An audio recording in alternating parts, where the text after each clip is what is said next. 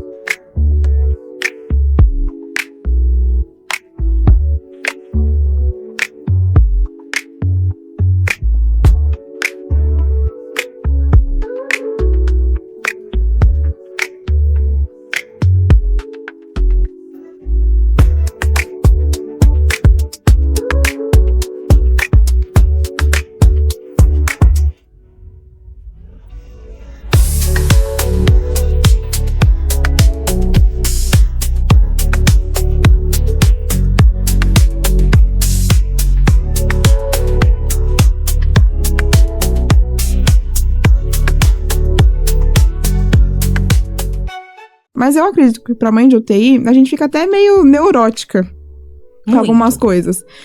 Por exemplo, eu tinha uma bolsa pronta pra qualquer coisa que acontecesse. Eu já tinha todos os exames dentro, eu já tinha tudo dentro, pra que se eu precisasse sair, eu tava com aquela bolsa. A gente tem uma pasta, aí você vai pesquisar a cronologia, pra quem tem a idade, e a idade cronológica. E a idade corrigida e a cronológica. Isso. Aí tem sempre alguém que fala assim, nossa, mas o seu filho faz isso? Não. Compara. Não. Não aí faz. demora um tempo pra você aprender que está tudo bem. Sim. Né? Mesmo porque as crianças são diferentes. Sim. Na sua individualidade, né? E não faz. Mas faz isso? Ah, você percebeu isso? A mãe de UTI, fale quem quiser, ela percebe tudo. Percebe. Até se tem alguma coisa que ninguém percebeu ainda, ela já percebeu que tem algo diferente.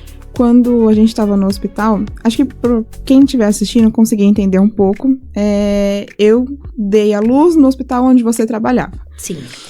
E aí, você me ajudou muito lá dentro. E quando a gente passou pra UTI pediátrica, porque a Elisa já era enorme pra UTI neonatal, a gente conversou com um doutor. E esse doutor, ele conversou com a gente, né? Ele deixou tudo muito claro. Do que poderia acontecer, do que não poderia acontecer, de tudo. E aí ele falou uma frase que me marcou bastante. Ele falou assim, se um dia você falar pra mim que a sua filha está convulsionando e eu não ver sintoma de convulsão, eu vou acreditar que ela tá convulsionando. Porque a mãe consegue olhar. Na verdade, o bom médico, né? Eu vejo assim. Eu vou contar um pouco da minha experiência. A Marcela fazia pneumonia sem ausculta e sem febre. Então, era uma coisa muito silenciosa. E na época a Marcela tinha 2 convênios. E eu levei ela num determinado hospital no ABC. E a residente era filha de um médico importante da rede de Santo André. E aí eu perguntei pra ela, falei assim, olha, a senhora pode pedir um raio-x? Porque ela faz pneumonia sem ausculta. Só que na época eu tinha 24 anos. É diferente quando as pessoas te olham com 24 e quando elas te olham com 33. Sim. Né? Primeiro que acho que hoje, nos dias de hoje, é mais difícil alguém ter filho com 24 anos como você. Né? Hoje em dia as coisas estão mais tardias. Sim. Né? Na minha época era até um pouco mais habitual. Aí ela pegou e falou assim, mas o médico aqui sou eu. Aí eu falei assim, mas a mãe sou eu. A senhora pode fazer o favor de pedir? Falei, porque senão eu não vou ficar sossegada. Eu não vim aqui sem causa nenhuma. E a Marcela, a gente tinha graça de ter o avô, que era médico, então a gente tinha um respaldo. E a gente já conhecia. Mas a gente não sai falando porque soa arrogância. E o intuito não era esse. Né? Era simplesmente dar o conforto que ela merecia. Porque se a criança tem pneumonia, o abdômen distende, porque fica desconfortável. A mãozinha dela ficava gelada, porque ela não fazia febre. A gente fala que a febre é a resistência do organismo. O prematuro tem a resistência baixa, então muitas vezes ele não tem febre. Não tem. Né? O organismo não tá resistindo. Sim. Né? Então ele não bloqueia aquilo. Aí ela pediu. Com muita contragosto, aí é aquela coisa, né? A gente é bom até um certo momento, né? Aí eu olhei o raio-x na luz, aí eu falei assim, ela tá com pneumonia. E guardei, desci rindo. Aí ela tinha ido pro horário de janta, eu falei assim, mas eu vou esperá-la. Mas só com ela? Só com ela. Porque a gente tem uma ânsia que as pessoas entendam o nosso processo. Sim. Porque ninguém respeita o nosso tempo e o nosso processo. Muitas vezes as coisas são jogadas dentro da gente, né? E você que segure a sua dor. Uhum. Hoje em dia tem um mundo um pouco mais empático. Há 24 anos atrás, até o meio do trabalho era diferente. Hoje em dia, as empresas olham diferente quando você leva um filho no médico. Antigamente era muito complicado. Né? Hoje em dia a gente vê que isso mudou bastante e isso é muito bom. Sim. E aí, ela chegou, o pai dela estava atrás. Aí ela olhou pra mim. Ah, mãe, ela tá com pneumonia. Eu falei assim, ah, é? Eu falei assim, eu só posso fazer uma observação no seu atendimento? Quero te agradecer porque você me ouviu e pediu. Mas primeiro a senhora fez uns pré-questionamentos que eram desnecessários. Como eu tô vendo que a senhora é residente, gostaria de te pedir um favor. Valorize mais as mães. A mãe sabe o que faz. Eu não vim aqui colher um exame de urina que eu não colhi numa consulta de rotina. Né? Eu já chego contando a história dela, já chego com o relatório de alta dela. Uhum. Então, não é uma ansiedade, é uma necessidade, né? E às vezes a gente não é vista como uma necessidade. Embora a gente é mais tendencioso a ser mais ansiosos. Sim. Porque tudo pra gente com prematuro é ontem. Uhum. Nunca é uma febrinha, é um febrão. Tudo que eles vão fazer é tudo no ão, não é no diminutivo. E aí a gente acaba despersonalizando a gente para viver em função. Sim. Eu falo para você que a prematuridade da Marcela com o tempo gestacional maior foi muito pior do que o do Fernando. Porque o Fernando já era um pouco mais velho. O que impactou bastante foi eu não voltar a trabalhar. Mas isso impactou muito em você, Vanessa? Em mim, porque na verdade eu tava no auge da minha vida profissional. Ah, sim. Eu já tinha começado uma faculdade, tive que parar. Eu sempre quis fazer faculdade de Direito, mas assim, aí você já começa com filho, aí são 5 anos, e aí você acaba tendo que colocar outras pessoas na sua vida onde a obrigação é sua. E a gente que é mãe de prematuro, a gente tem muito bem delimitado o que é a nossa obrigação. Sim. Que a pessoa que te ajuda é um favor, e ela não tem obrigação e tá tudo bem. Entende? Porque você aprende a olhar com outros olhos. Sim. E ajuda é muito importante. Muito importante, mas porque a gente precisa de um espaço pra gente, porque a gente que tem filho nessa condição, a gente realmente faz uma coisa que a gente não deveria, a gente se larga de fato, durante muito tempo. A gente vai conseguir se enxergar uns 3 anos depois, quando você consegue ter força pra isso. Do Fernando eu consegui um pouco mais, embora a rotina fosse mais insana, porque da Marcela eu me abandonei de verdade. Aí vai tudo, vai peso, vai tudo. Sim. Tudo. Porque você não come certo, porque Não, os você horários vai são viver em regrados e as função. coisas deles têm prioridade. Tudo é prioridade. Então você deixa a sua prioridade pra lá. E o importante é quando você tem uma família bem coesa nisso. Né? Quando o seu marido participa. Não é a realidade de muitas famílias de prematuro, sim. e muitos que têm home care em casa, que infelizmente as coisas se acabam. E o peso fica para uma pessoa só. Não estou falando que o filho é um peso. Não, É a de jeito nenhum, é a situação que vive. Sim. É cansativo, né? Hoje em dia, a gente tem muitas coisas acontecendo, né? Quando a gente fala de inclusão. E muitas vezes o prematuro, ele se torna de inclusão. Uhum.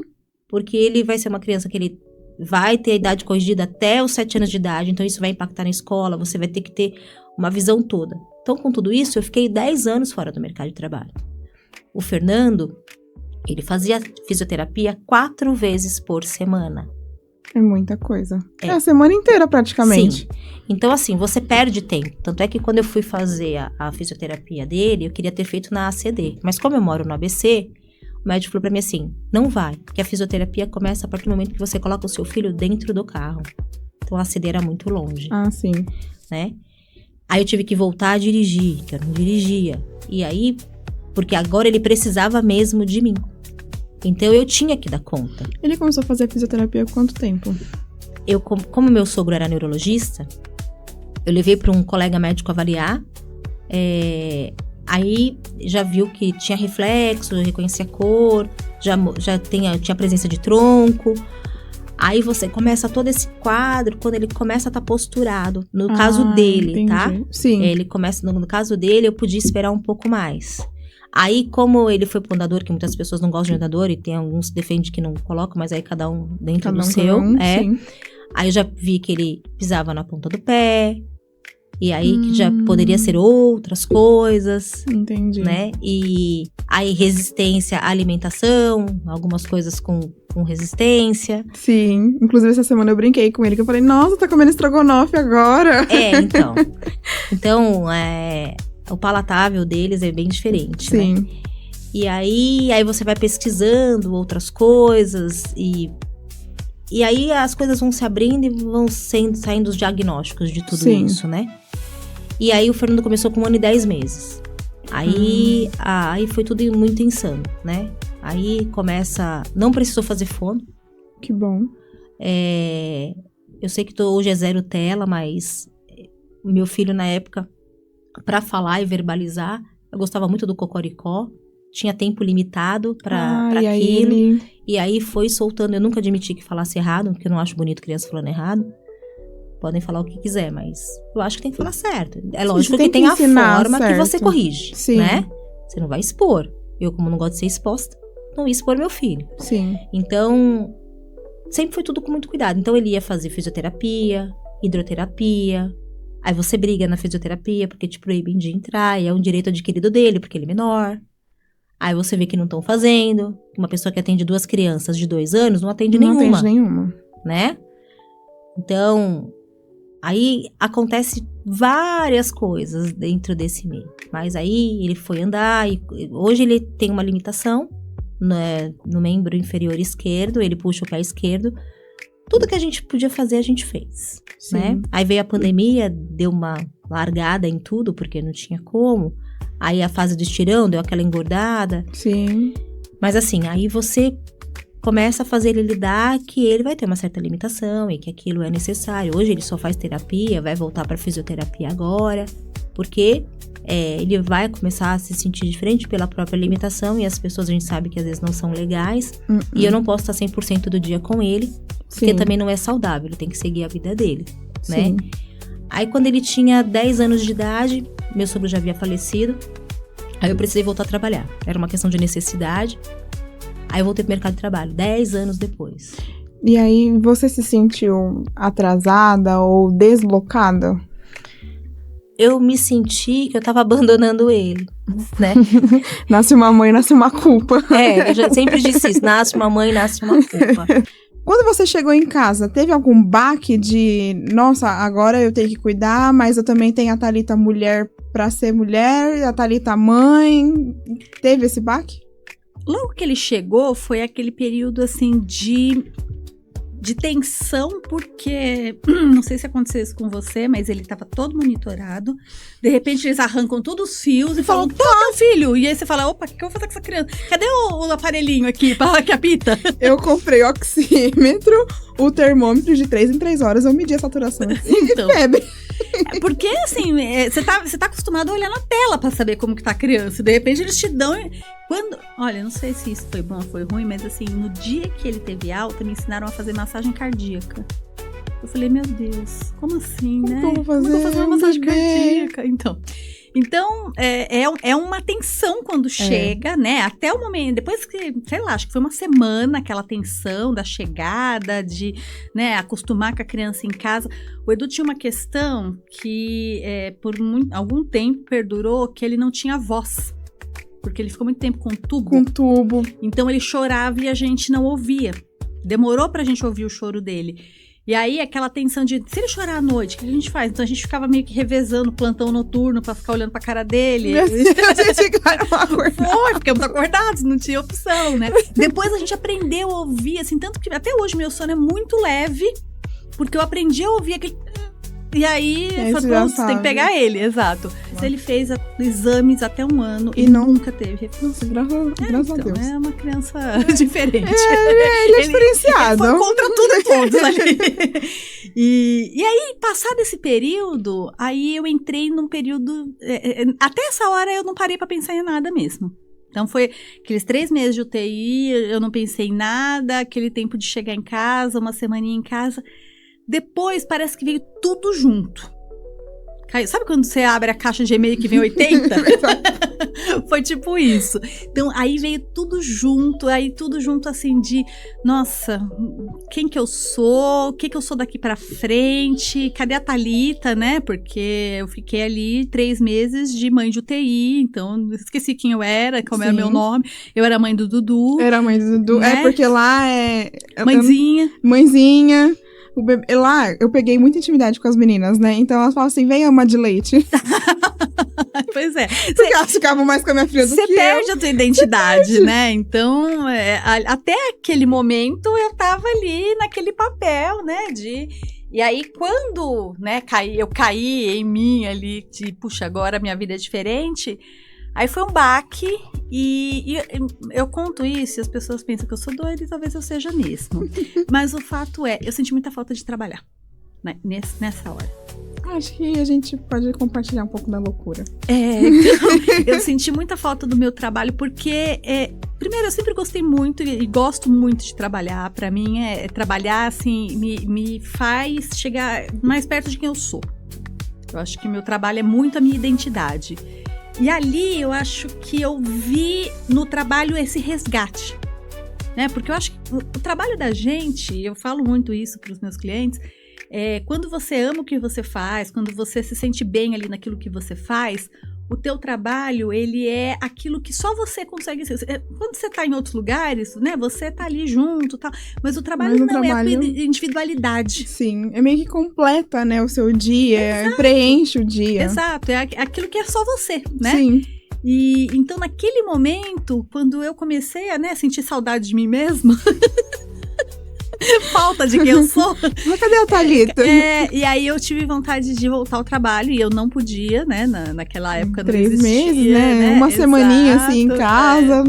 E então foi um período assim difícil de me acostumar com tudo aquilo, de entender quem eu poderia ser depois no trabalho e como mãe. Acho que toda mãe deve passar um pouco dessa mudança, né? Que é a maternidade e o trabalho junto. No meu caso, eu fiquei com vontade mesmo de voltar. Eu brinco. E você voltou, né? Eu voltei de forma clandestina. Eu conto que eu fui o primeiro caso de trabalho remoto do mundo, porque em 2004 eu já fazia trabalho remoto. Não tava no auge de jeito não nenhum. Tinha Zoom, muito antes de acharmos que existia Zoom, Muito Teams, antes. Meeting, eu já fazia trabalho remoto. A gente tinha o Facebook ali. E olha lá. E bem ruim. Não, acho que era Orkut na época. Nem Era sei se tinha Orkut? acho que era Orkut, nem sei se tinha Aí, ó, Facebook. Você não tinha nascido ainda, Gabi. Não, calma, eu tinha. Tinha 2 anos, né? Tinha 2 anos. Então, e aí eu conversei na época com a minha líder e pedi a ela, falei, por favor, me manda trabalho, eu preciso trabalhar. E aí vinha um motoboy na época com pendrive, com materiais, olha aqui. Pendrive. E aí eu fazia algumas coisas, fazia reunião pelo telefone, né, a conferência pelo telefone e tal. E aí foi o período que eu meio que baixei um pouquinho aquela ansiedade da volta, como é que vai ser e tal. Consegui me organizar. Então, quando eu voltei a trabalhar, não foi aquela coisa de aquela ruptura. Sabe que acontece muito, né? Agora eu vou ter que... Eu fiquei 6 meses com meu filho em casa e agora eu vou ter que deixar ele ou numa creche, muitas vezes, ou com alguém pra conseguir trabalhar. E deve ser muito doloroso isso.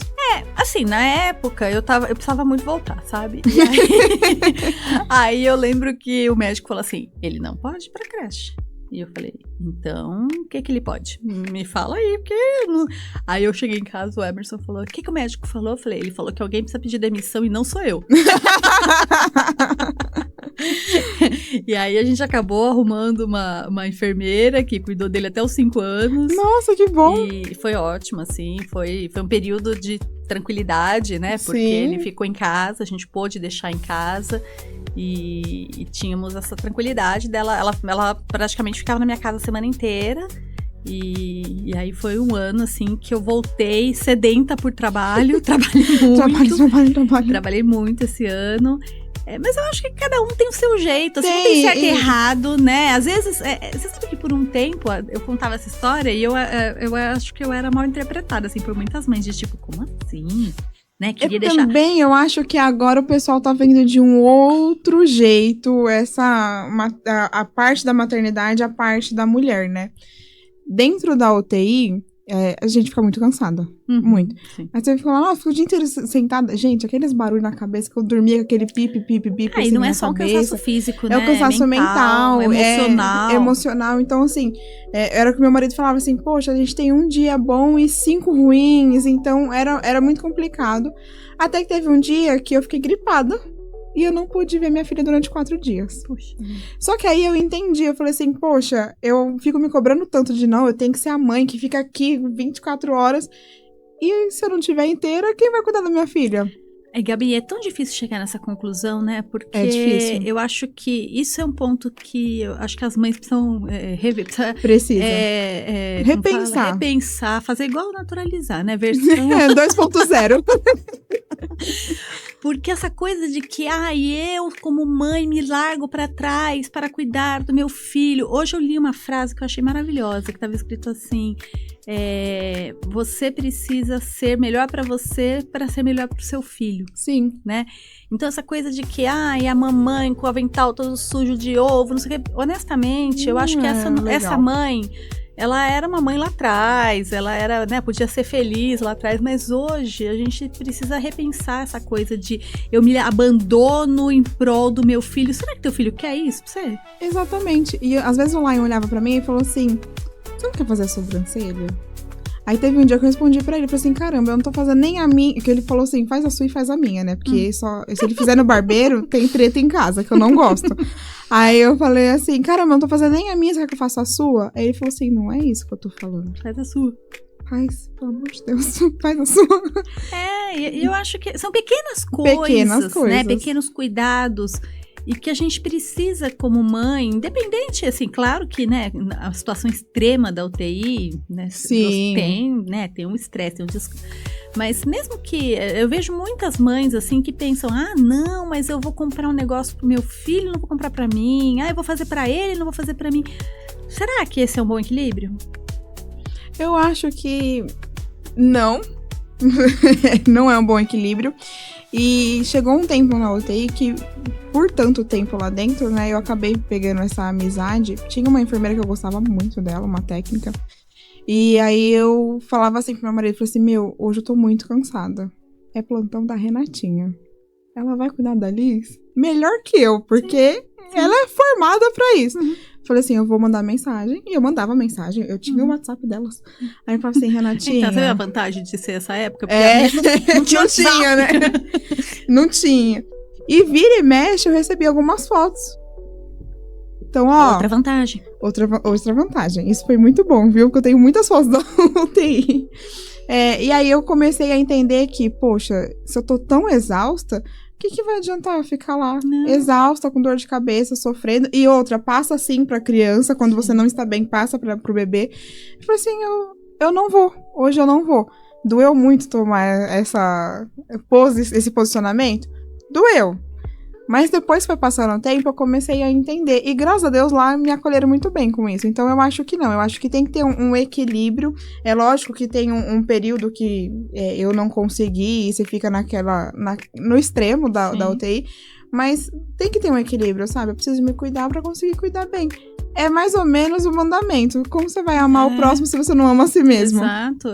É aquela coisa do avião, né? Coloca a máscara em você e depois coloca... Exatamente. Apesar de que eu vou confessar uma coisa. Que quando o Edu era bebezinho que eu ia viajar, eu pensava, eu não, coloco ele primeiro.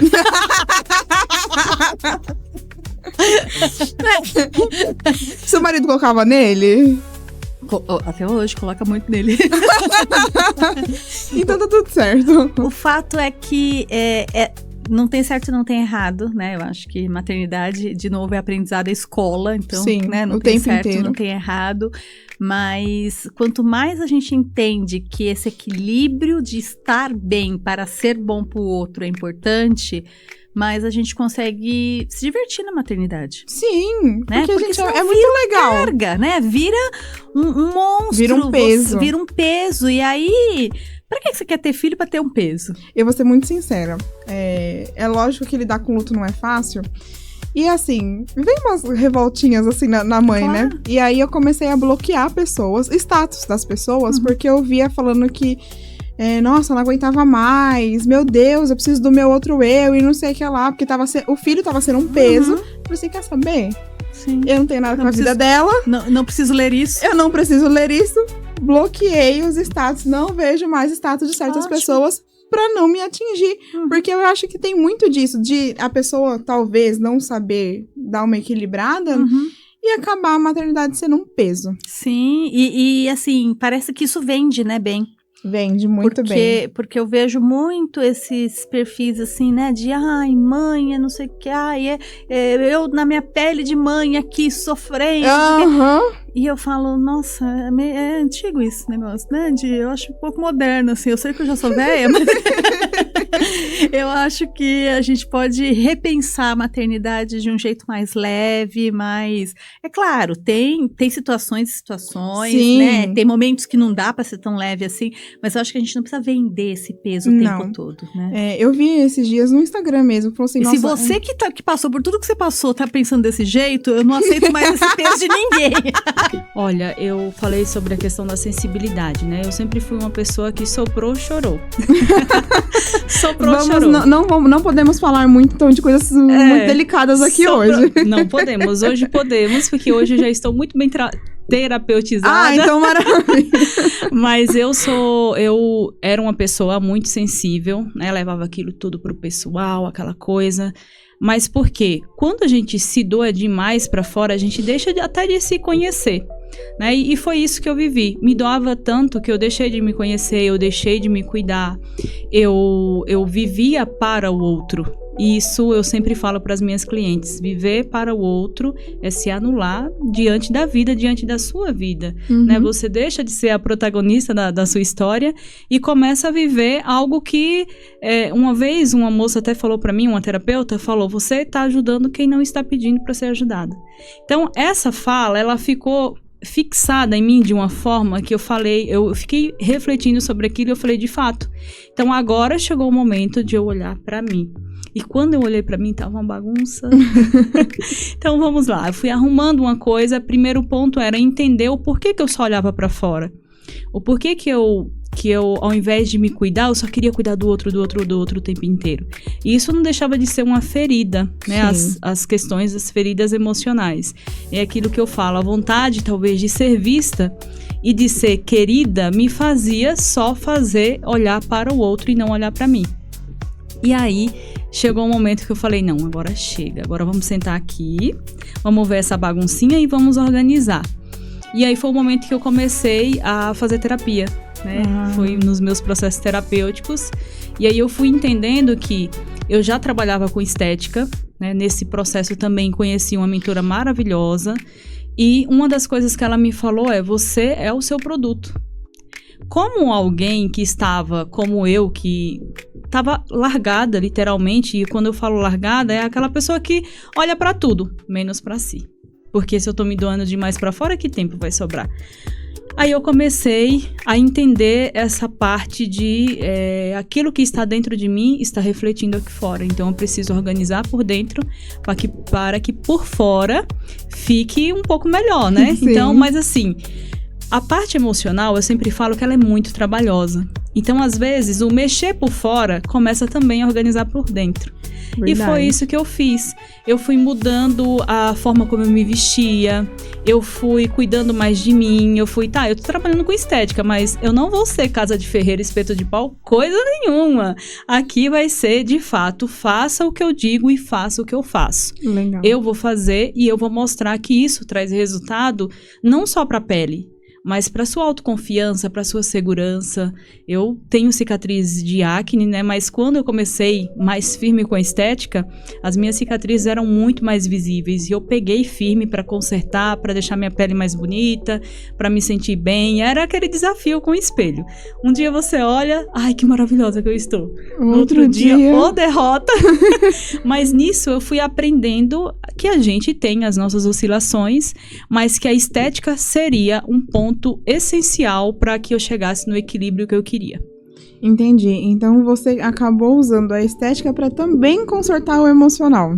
Sim, com certeza. Eu não sei como que é o seu público em si, mas o nosso público aqui no Naturalizar, muitas vezes, são de mulheres que têm 1000 coisas pra fazer. Então, assim, muitas são mães, empreendedoras, são casadas, cuidam dos lares, porque não tem quem ajude a fazer isso. E aí, acaba sobrecarregando, e é exatamente isso. Você faz pra fora, pro outro, e você não se cuida. O que eu posso falar pra essa pessoa que tá assistindo, pra essa pessoa que tem essa vida mais ou menos como eu falei, entender que a estética não é um luxo, porque você pagar pra alguém cuidar da sua pele, muitas vezes é tido como luxo. Uhum. E como que eu posso fazer ela entender que não é um luxo e sim uma necessidade? Olha, eu sempre falo para as minhas clientes o seguinte: quando a gente, até acabei de falar para você, quando a gente tá cuidando demais de fora e se esquecendo, tá faltando algo em nós, né? Tá faltando essa pausa, tá faltando esse tempo para si. Porque se eu não consigo, eu sempre falo, se eu não consigo me caber nesse monte de ocupações que eu tenho, nessa agenda super lotada, se não tem uma prioridade para mim naquilo dali, a tendência é que a vida te obrigue a ter essa pausa. E às vezes, a vida ela não vai te obrigar com uma sessão de estética. Às vezes ela vai te levar para um hospital, para uma questão mais para uma crise de ansiedade, para coisas, porque você vai se sobrecarregando de coisas e você não para. E quando eu falo sobre parar, né, não vou só falar sobre estética, eu falo também sobre um tempo de caminhada, 15 minutos que você faça uma meditação. 3 minutos que você faça uma respiração profunda. Isso também é autocuidado. Porque às vezes a gente olha e pensa que é só sobre quando a gente trabalha com estética, né? A pessoa já pensa, só quer vender. Mas eu quero cuidar. E quando eu quero cuidar, eu dou opções para essa pessoa, né? É importante que você esteja aqui, que você se sinta mais bonita, que você cuide da sua pele, que você tenha a sua pausa. Mas se isso, financeiramente falando, é um luxo para você nesse momento, faça outras coisas que te levem a perceber que a estética não é o luxo, e essa pausa do atividade física, do respirar, ela vai te fazer entender o quanto o cuidado é um gesto de carinho com você. A gente, né, mãe principalmente, eu tenho bastante mães também, eu falo, a gente é muito carinhoso com o filho, né, quem tem filho. É muito carinhoso com o filho pediu, se a mãe não tiver, ela vai fazer aquele sacrifício e ela vai dar. E sabe o que o filho mais quer? É ver a mãe feliz. Sim. Uma mãe feliz é um lar feliz. Então, muitas vezes se sobrecarregar não é estar feliz. É estar estressada, às vezes irritada, com um pouquinho assim já te incomoda, já te irrita, mas você está lá fazendo porque é minha obrigação. E quando você vai merecer o cuidado? Eu sempre deixo uma pergunta: quando que vai ser o seu tempo? Em que momento você vai ter essa pausa para você? Porque você é espelho para o seu filho. Que espelho você está sendo? Que eu tenho que me sobrecarregar, que eu não posso cuidar de mim? Eu sempre me preocupo com isso. Eu não sou mãe, quem sabe um dia serei. E quando eu for, eu tenho certeza que isso vai ser uma das coisas que eu vou priorizar. É mostrar que o cuidado importa. É mostrar que a pausa, ela se faz necessária não só para estética, né? É tão gostoso, gente, receber massagem, deitar naquela maca, né? E ficar ali um tempinho para você. Quantas pessoas que nunca experimentaram, eu já tive pessoas que se emocionaram numa sessão, porque nunca viveram aquilo. Eu já atendi mulheres de 70 anos que nunca viveram um momento numa esteticista. Eu nem sabia que isso existia. Meu Deus. Então, tem coisas que... né, voltando ao que eu falaria para essa mãe, seja espelho para o seu filho e mostre para o seu filho que se cuidar importa. Porque realmente quando você vira mãe, o mundo fica meio de ponta cabeça até você conseguir se reorganizar. Mas uma coisa que meu marido... Eu até postei no meu Instagram isso, que ajudou muito, porque o meu marido às vezes olhava pra mim e falava assim, nossa, como você tá linda. E às vezes eu sabia que eu não estava linda. Porque não era fácil você cuidar do cabelo e tudo mais. E eu tinha uma facilidade muito grande em casa, que é saber fazer minha própria sobrancelha, saber fazer minha unha. E aí teve um dia que ele falou assim, você precisa cortar o seu cabelo, você precisa ir num salão.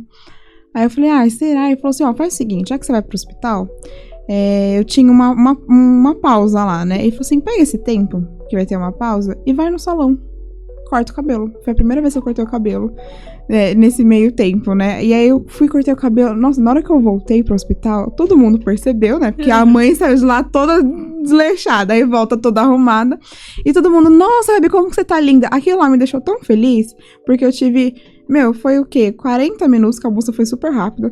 Foi 40 minutos que eu tive pra mim, de autocuidado, que eu cortei meu cabelo. E quando eu voltei pra casa, o meu marido também ficou feliz, porque eu tirei um tempo pra mim, e lógico, a mulher dele também não tava tão mal acabada. E fez uma grande diferença.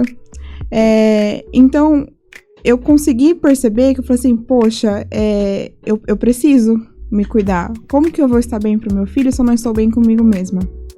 E aí, acho que no mesmo dia que eu cheguei em casa, no dia seguinte, eu fui lá e fiz minha sobrancelha, eu mesma. Nossa, meu marido, ele repara muito. E aí, na hora que eu fiz a sobrancelha, ele, que sobrancelha linda, aí não sei o que lá. Aí eu falei assim, poxa, 10 minutinhos que eu faço, olha que diferença que fez no meu dia, no meu emocional, de conseguir olhar no espelho. Eu tirei foto no dia, coisa que eu não tava fazendo mais, que era tirar foto minha. E eu consegui perceber que eu falei assim, poxa, eu precisava de um tempo pra mim também.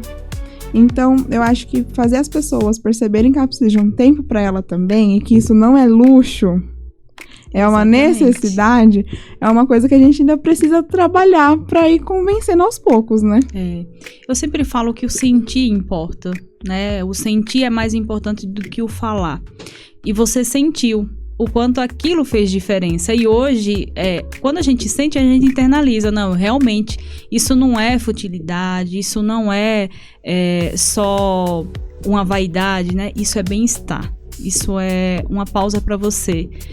Eu sei fazer minha unha. Mas é tão gostoso quando alguém faz a unha da gente, que a gente senta, bate um papo, conversa, você volta leve pra casa. Mas às vezes a gente fica nessa resistência, né? Nessa resistência de ir até o lugar, nessa resistência de se cuidar.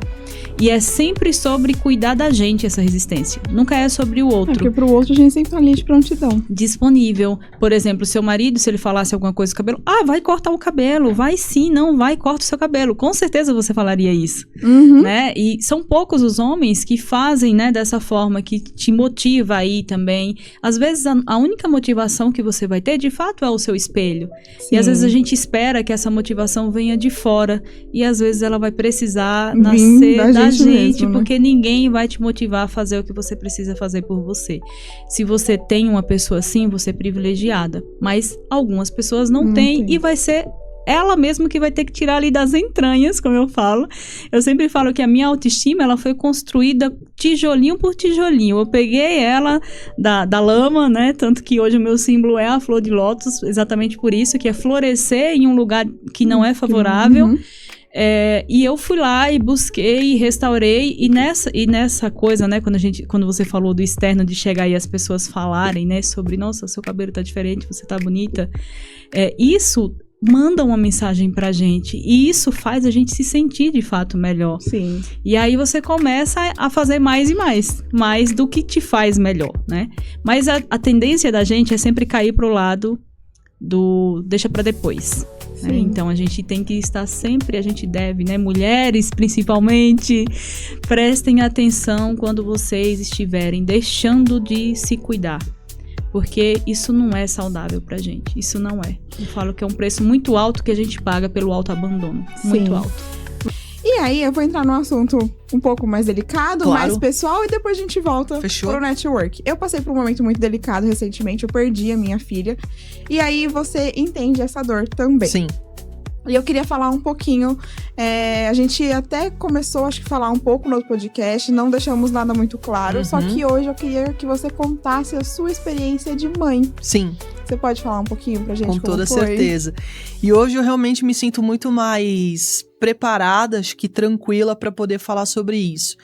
Eu não pude engravidar naturalmente, não posso. Eu tenho obstrução bilateral das trompas, X. Aconteceu, beleza. Então, quando a gente vai para aquele famoso, vamos ter um filho, você começa com toda a fase de preparação, exames, enfim. E naturalmente, a gente já começa a sonhar, né? Tem vários pensamentos, várias coisas dentro disso tudo. Beleza. E aí, não acontece, vamos pesquisar. Então, descobri isso. Fui fazer a fertilização. Então, eu passei pelo processo todo da fertilização. E o processo da fertilização, você tá ali o tempo inteiro, né? Full time, acompanhando e vivenciando. Tabelinha, é tudo, né? E não é nem só a tabelinha, porque pra mim não adiantava nada. Porque a inseminação até pode ter a questão da tabelinha, mas a fertilização não. A fertilização retira o óvulo...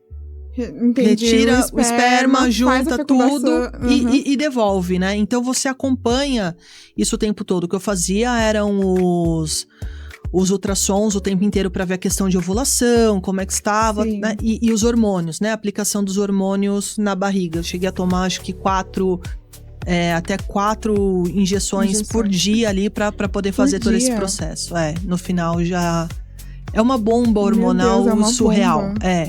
E é muito legal. Vamos fazer um adendo aqui disso tudo? Vamos lá.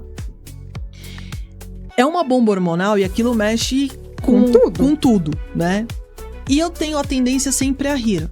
Tá o caos e eu tô rindo. E tinha momentos que eu tava muito feliz. Daí a pouco eu queria chorar com tudo. Daí eu tava muito irritada. Então você tinha pics. O tempo inteiro. E no final ali passados acho que 7, 9 dias, aí vem uma exaustão física gigantesca. Dor de cabeça, você não consegue sair da cama, porque assim, você tá com muito hormônio dentro do seu corpo e você tá acelerando o teu metabolismo, né? Você sentiu que poderia entrar num quadro depressivo ou não, isso não. Tá. O que eu sempre olhei assim, era uma experiência nova, eu não sabia o que esperar, mas eu sempre busco entender o que o meu corpo tá dizendo. Entendi. E eu acho que esse vínculo, entender o que o teu corpo tá dizendo é importante. Legal. Então eu respeitei cada fase, rindo. Porque não ia adiantar ficar de mau humor. Entendeu? Era a situação que tava lá, vamos rir. E aí você faz todo esse processo, aí vem a última injeção, que é pra fazer com que o óvulo realmente tenha o crescimento dele, madure, fique maduro mesmo pra poder coletar. Legal. Aí você tem a abstinência. Porque aí você retira tudo. De uma vez, né? Aí retira tudo. Aí acabou. Aí você vai vivenciando a vida. Aí quando chega lá pro 7º dia, 9º dia, mesma coisa. Dor de cabeça, você não sai da cama, é uma coisa maluca. Beleza, fiz a fertilização, engravidei e perdi.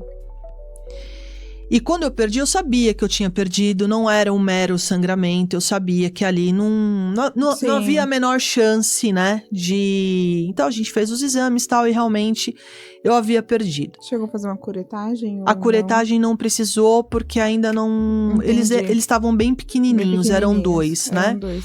Isso, e aí tinham outros 3 embriões ali na clínica. Que eu já falo qual foi a minha decisão com relação a isso. Como diz uma grande amiga minha, a Camila Obst, né, minha amigona, minha irmã, ela falou assim, cara, foram decisões difíceis em cima de decisões difíceis. E aí eu perdi, e foi quando teve de novo o auge da pandemia, e eu tava ali no hospital, enfim, esperando pra fazer exame de sangue e tudo mais. Fui muito bem acolhida, não tenho um A pra falar. Mas aí, tudo aquilo que você sonhou, idealizou, viveu, vai embora, né? Desmorona. Sim. E a gente passa por muitos sentimentos, né, Gabi? Você se sente impotente, você se pergunta por quê? Por que com você? Por que passou por isso? Os médicos dizem, calma, é normal, faz parte, tenta de novo. Talvez para quem esteja trabalhando lá todos os dias com aquilo... É uma rotina, isso. Né? Agora, pra quem tá sentindo... Não é normal. Não é normal. Não faz parte. Querendo ou não, era seu filho que tava ali com você. Exato. Seus filhos. Exato, né? Então, você quebra aquilo tudo que foi construído. E E aí veio a decisão de que eu não queria mais tentar, por mais que eu tivesse os outros você 3. não tentou. Não. E por que eu não tentei? Porque de escuta do próprio organismo. Eu já tenho umas condições de... sempre que eu menstruava eu perdia muito sangue, eu tenho anemia. E depois que eu perdi, esse sangramento ficou ainda mais intenso. Eu falei assim, cara, muita cólica, tudo mudou muito. O seu organismo tava falando, olha... E aí tem outra coisa, a gente tem o organismo, e pra mim tem um fator muito grande que impera, que é a espiritualidade, independentemente daquilo que você crê. E aí eu pensei o seguinte, eu tive um não da natureza. Eu fui pra minha tentativa da medicina, dos homens, daquilo que eu posso fazer. E eu tive o segundo não, eu não preciso do terceiro. Muito maduro, isso. Eu não preciso do terceiro. Mas foi muito difícil chegar pro meu marido e falar assim, tudo bem? Porque eu não aguento mais. Emocionalmente, muito difícil. Fisicamente, idem. E para mim foi ficando muito claro que eu poderia impactar ainda mais o meu organismo. E aí talvez tenha um egoísmo da minha parte nesse sentido, mas eu prezei por mim naquele momento, né? E ele falou que tudo bem. Então aí vinha a segunda parte. O que fazer com os outros 3 embriões? Sim. Existem O que 3 você opções no Brasil. Que é descartar. Você pode manter congelado por um período agora que eu não me lembro. Acho que são 3 anos. E aí você fala, e aí, vai, não vai? Descarta e tal. Doar para outros casais. Que eu confesso a você que descartar e doar tava fora da minha... Porque imagina eu andando na rua e falando assim, nossa, parece Será comigo, que é meu né? filho? Não é? Eu ia ficar louca. Caótico. Eu Eu não tenho condição pra não, isso. eu também não. Nossa, parece o Rafa. Não. Gente, vocês têm formas aí de O fazer. pior é que você fala que você leva tudo rindo. Aí você conversa com uma pessoa que ri. Dou risada de tudo. Nossa, imagina, nossa, Rafa, olha, sei lá. É sua cara, hein? Não dá. Sem condição. E existe a terceira opção, que é doação para pesquisa de célula-tronco, e que a grande maioria dos casais não doam. Eles não doam. Não Nossa, doam. acho que seria a minha primeira opção também. É a minoria quem faz. E tudo passa pela pesquisa de célula-tronco. E na minha cabeça foi assim, que aquela poderia ser uma das contribuições para o mundo que eu poderia entregar, que é o desenvolvimento da medicina para que mulheres com o mesmo problema que eu, mais lá na frente, tenham possibilidades melhores que a minha, doenças que podem ser resolvidas, né, através disso. Então essa foi a decisão tomada e os 3 foram doados para pesquisa do célula-tronco, e eu encerrei esse capítulo desta forma da minha vida. Você encerrou, só que você falou com o seu marido, né, se tá tudo bem, ele concordou.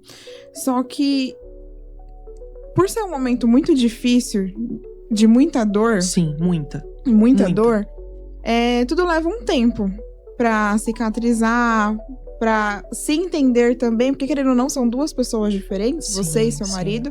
E esse processo de compreensão entre vocês 2 foi dolorido demais? Ou vocês conseguiram conversar tranquilamente sobre o assunto, que já não é fácil, Sim. né? Como que foi? Eu acho que foi mais difícil pra mim chegar pra ele e falar assim, eu não aguento mais, eu não quero mais, pra mim não dá mais. Como que é isso pra você? Porque eu também não posso tirar o direito de você ser pai. Eu acho que esse é um pilar muito, muito grande, né? Disso tudo. E chegar pra ele e falar assim, se você quiser tentar contra a pessoa, você fica à vontade. Eu falei isso. Eu não posso tirar esse seu direito, né? E aí vem a grandeza do Rafa no sentido de nós somos casados, é com você a minha vida e a decisão está tomada. Eu estou com você. Ele é uma pessoa muito especial mesmo, na minha vida, na minha trajetória, na minha jornada. Eu não chegaria, ou talvez eu não estaria aqui onde eu estou, se não fosse por esse pilar que é o Rafa. E eu sei que eu também contribuo bastante com a vida dele, mas ele é um grande parceiro de vida. Eu vejo bastante a forma que vocês postam um do outro. Eu sei Sim. que Instagram não quer dizer nada, mas a gente consegue ver um carinho, sabe? A gente consegue ver um cuidado. Inclusive, eu não sei se foi hoje que ele postou algo Foi de vocês, de né? ontem. Foi hoje, É. de ontem que vocês, acho que saíram, né? A gente tava numa festa. Isso, e dá pra ver o carinho, sabe? Dá pra ver a compreensão. Porém, a questão filho é uma coisa muito complicada. Por que eu perguntei isso pra você? Porque recentemente eu perdi minha filha. E aí, Eu sofri junto com você, Gabi. eu imagino que muitas mães sofreram junto com a história da Liz, né? Sim.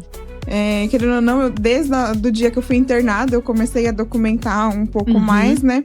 E muita gente tinha muita expectativa com a Liz. Eu tinha muita expectativa, principalmente quando foi pra casa. E aí, quando aconteceu que ela faleceu, no dia seguinte, no velório, pessoas me perguntaram. Nem perguntaram, afirmaram, vem outro. Mas eu tenho vontade de agredir. Se é comigo, vem outro bofete na sua cara. Com a mão direita e com a mão esquerda. Se não tem o que falar, fica quieto. Calado. Exato. Inclusive, acho que eu vou fazer um quadro, assim, dicas do que não fazer em velório. Porque, olha... Porra, meu. Desculpa os As palavrões, mas, cara... Não, foi muito difícil. Foi assim... eu tive como que dar vem outro? risada. Vem outro. Não é step, mano. Cara, não é uma coisa assim que você substitui. E aí, chegou a minha vez de conversar com o Lion.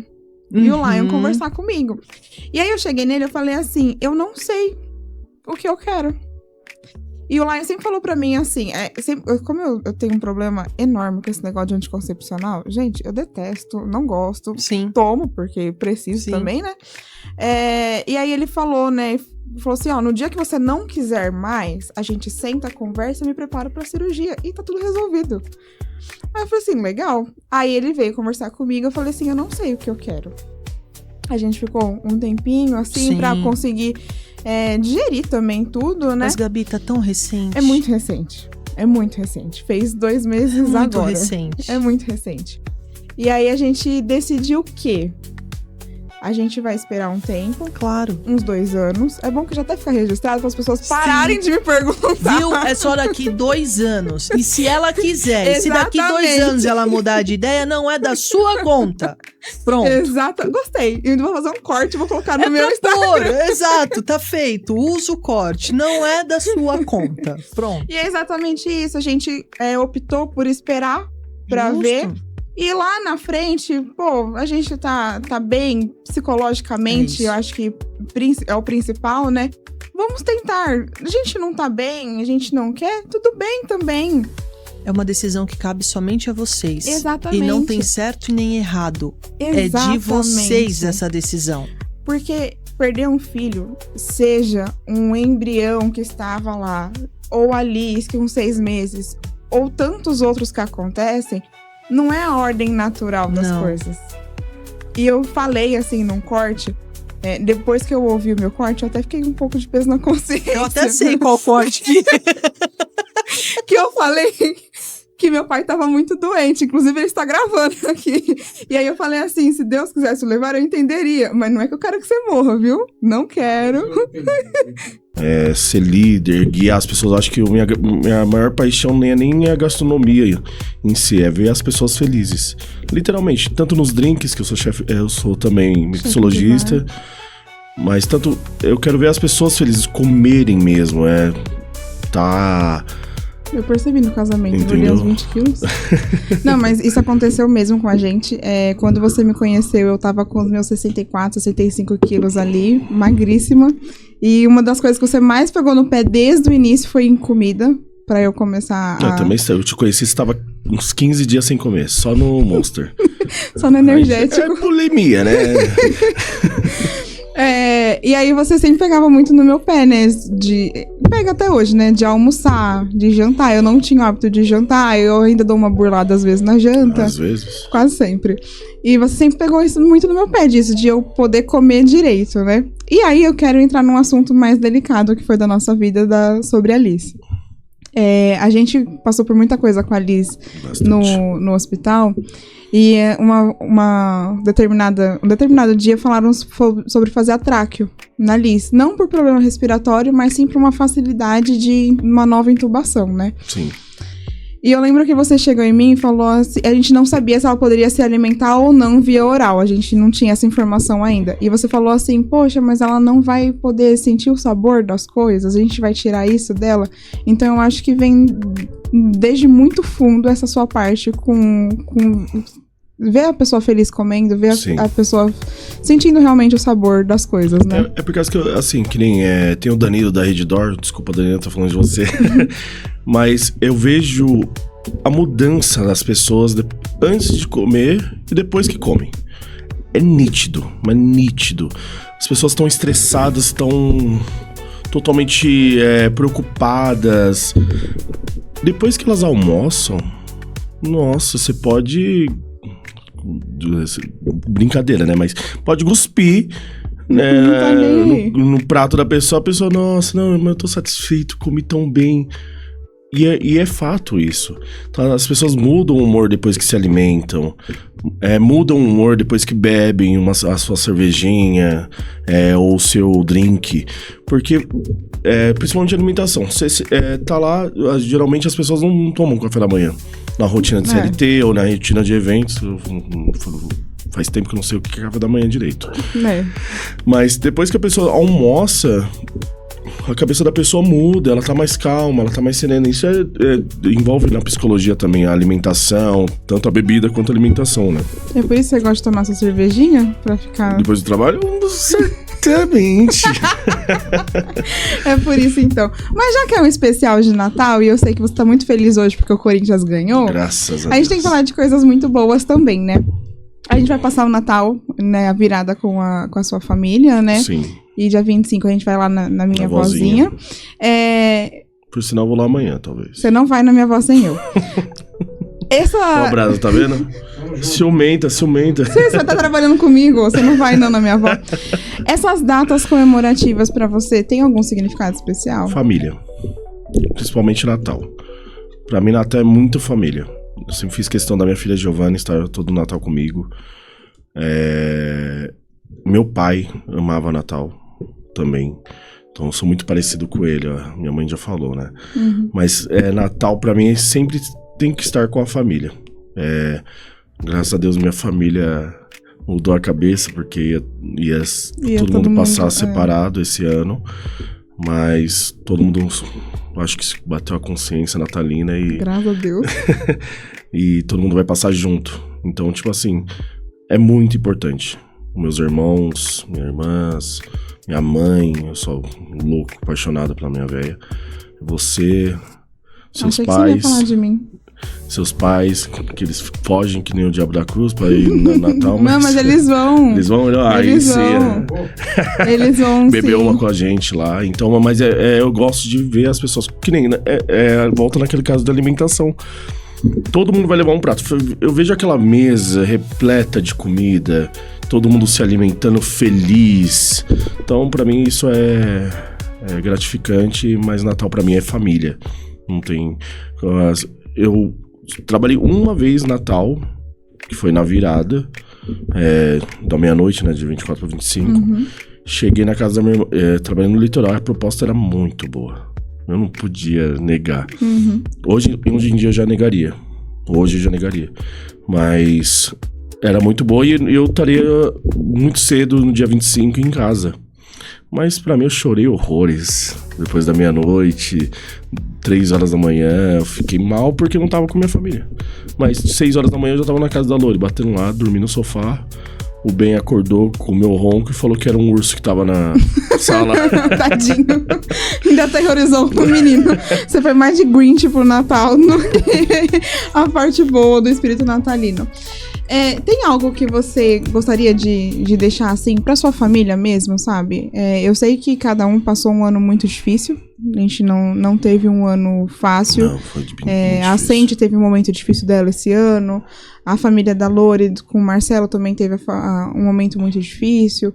O Michael, ele tá um pouco mais distante, né? Tô falando geograficamente, mas creio que também teve coisas a enfrentar. Muito. E a gente também teve um ano que foi muito dolorido, mas eu acho que também nos fortaleceu como casal. Bastante. Bastante. Tem algo que você deixaria, assim, pra sua família? Eu acho que é o amor ao próximo. É ter compaixão, sabe? E eu nem falo isso da boca pra fora aí. É que as pessoas correm tanto atrás do material, de coisas financeiras e esquecem de estar junto, se amar, aproveitar cada segundo, que nem a gente passou 30 dias com a Liz dentro de casa quase, né? Foi, 29. E eu até chorei pra você e falei, pô, eu queria ter participado mais esses 30 dias, ter vivido mais com ela. Por mais que eu participei, todo dia eu acordava, pegava ela no colo, trocava ela 3 horas da manhã que eu tava acordando pra ir pro trabalho. Mas eu queria estar mais, porque eu acho que a gente tem que aproveitar cada segundo com a família, com quem a gente ama, e menos o capital, assim, sabe? Porque eu acho que eu pensei que depois da pandemia as pessoas iam se importar mais com os outros, sabe? Mas não, parece que ficou mais ganância, internet, tudo, e virou uma máquina de dinheiro. Não. E eu vejo as pessoas tristes ainda. Entende? Então eu acho que as pessoas precisam compartilhar mais o abraço, o amor ao próximo, viver, não ficar só tipo assim, oi mãe, tudo bem? Quando eu tô com a minha mãe, eu vivo com a minha mãe. Eu sou totalmente ausente desse negócio de celular, você sabe disso. Sei. Eu sou muito ausente. Minha mãe briga comigo, você tá uma semana sem falar comigo. Eu tenho que ligar pra ela. Se eu mandar mensagem pra mim não faz sentido, entendeu? Então eu sempre procuro ter um tempo com ela, com a minha família, né?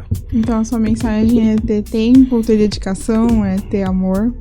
E voltar com naturalizar pra mim, você sabe que o meu plano de voltar com naturalizar era voltar com a Liz do meu lado e tá o tempo todo com ela.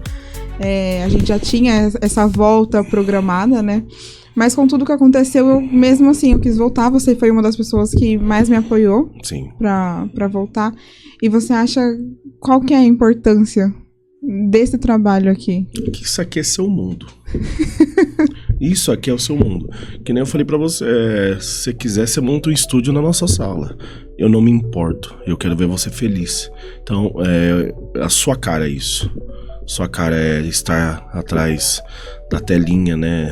As pessoas poderem te ver. Você passou por tantos problemas esse ano e mesmo assim tá de pé, aconselhando os outros, escutando as pessoas, deixando as pessoas chorar ou falar e sendo forte, demonstrando que tudo que você aprendeu nesses últimos tempos, né? Então isso aqui é a sua cara, não é à toa que só parabéns pra sua faculdade, viu? Ai, obrigada.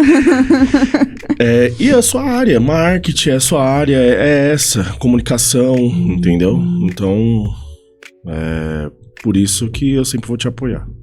Agora a gente pode inverter um pouco os papéis aqui. Você podia me entrevistar? Vamos tentar. Vamos, tenta. Como que tá sendo essa sua volta? Literalmente, que nem você me perguntou agora com quanto foi importante o meu apoio. Como que tá sendo essa volta atrás do microfone, entrevistando as pessoas? Eu lembro quando os seus últimos episódios, antes de você parar, você tava mais desgastada. Hoje você se sente mais inteira, mais pra frente, querendo voltar a ter uma força na internet? Olha, eu achei que seria mais fácil. Eu gravei os primeiros episódios e eu achei que falar aqui seria muito mais fácil. E aí, em alguns episódios, eu me peguei, não abatida, mas comovida com as coisas que você escuta e acaba falando aqui. Então, assim, não foi tão fácil quanto eu imaginei que seria. Mas é algo que me faz muito bem, porque eu consigo falar e escutar, eu consigo sair da minha bolha, porque aqui vem pessoas, muitas vezes que eu não conheço, inclusive você chegou, tinha uma pessoa que eu não conhecia aqui, eu conheci sentando aqui na mesa. Então, eu tô com força, assim, pra voltar, pra dar a cara, para levantar outras empresas, porque o intuito do Naturalizar sempre foi mulher levantando mulher. Você tá sendo uma exceção aqui, né? Mas tudo bem. Então, tava no contrato voltar com uma entrevista minha. Pior que tava mesmo, ele falou que eu poderia voltar se tivesse uma entrevista com ele. Então, sim, estou forte para voltar. Achei que seria diferente, mas não é uma forma ruim, não. Eu acho que eu preciso também conhecer até onde vai o meu limite. E com Naturalizar eu tô entendendo o dia que eu consigo. Tem assunto que ainda me pega bastante, mas com o tempo... Vai tocando barco. Vai tocando. E como que é casar com alguém que trabalha tanto com eventos, que mal fica em casa? Eu contei as horas que eu fiquei em casa semana passada. Eu literalmente fiquei em casa 22 horas na semana inteira. Olha, e tem muita gente que perguntou isso pra você, né? Todo dia. Todo dia alguém pergunta com você. Primeira coisa, eu te contratei e foi assim que eu te conheci. Sim. Então, assim, eu te conheci quando eu precisava de um bartender pra fazer um evento, acho que era sábado, se eu não me engano. Então eu já sabia que pelo menos os finais de semana seriam corridos. E no decorrer do tempo a gente foi se entendendo em rotinas. Eu também tinha uma rotina agitada, hoje nem tanto, hoje minha rotina tá muito diferente. Mas tem duas coisas. O lado bom, não dá nem tempo de se estressar muito. Porque se eu me estresso agora, você já vai trabalhar amanhã, então não tem problema. Acabou. Não, mas eu acho que gera essa saudade também, sabe? Por mais que eu queira, assim, a gente tem planos futuros de ficar mais tempo juntos, de trabalhar mais junto. Mas eu acho que gera uma saudade, gera aquela ansiedade, sabe? Então eu sei, quando você tá chegando, você sabe que eu te espero em pé na porta. Sim, sim. Então é difícil, porque dá saudade. Faz falta, mas é muito gostoso porque acho que tem essa ansiedade de estar junto, sabe? Infelizmente você é péssimo com a agenda, isso me atrapalha bastante, senhora, eu detesto como isso. que eu vou ter agenda? Nossa, você é horrível com isso. Então eu tenho que, às vezes, modular muito a minha pra encaixar na sua, mas tudo bem, faz parte, né? Tem aquele negócio de CD, né? Então a gente cede. Mas é gostoso, sim. É difícil essa minha agenda, que nem eu falo pra todo mundo, é difícil eu me programar. Tenho amigos meus que falam assim, vamos pra um churrasco daqui 2 meses. Eu falo, não sei, não tem como eu me programar pra daqui 2 meses. Eu consigo me programar até o dia 3 do ano que vem, de janeiro. De janeiro, Acabou. Depois você não consegue. Consigo receber convites ainda, tipo, vem pro churrasco até o dia 26, porque dia 27 eu já tenho programado uma viagem pra praia, que é aqui do lado.